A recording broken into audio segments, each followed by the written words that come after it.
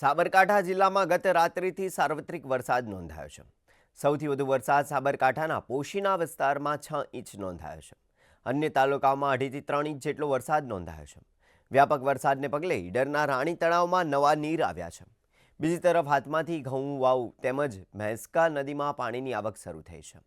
આ વરસાદ મગફળી અને કઠોળ માટે કેટલો આશીર્વાદરૂપ બને છે તે જોવાનું રહે છે।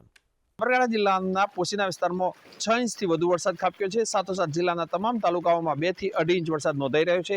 હાલમાં પણ વરસાદ યથાવત છે। ખાસ કરીને વાત કરવામાં આવે તો જિલ્લાના જે નાના મોટા તળાવ છે તે તમામ ઓવરફ્લો થઈ ચૂક્યા છે।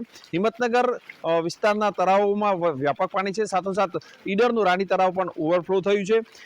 જે પ્રકારે વાત કરવામાં આવે તો ધરોઈ જળાશયમાંથી 94,000 ક્યુસેક પાણી છોડવામાં આવ્યું છે। નીચાણવાળા વિસ્તારોને એલર્ટ કરાયા છે। આવનારા સમયમાં વરસાદ યથાવત રહે છે તો કહી શકાય કે ક્યાંક ને ક્યાંક ખેતી અને કઠોળ વર્ગના પાકોને વ્યાપક નુકસાન થઈ શકે છે। Hasmukh Patel, DD news, Sabarkantha.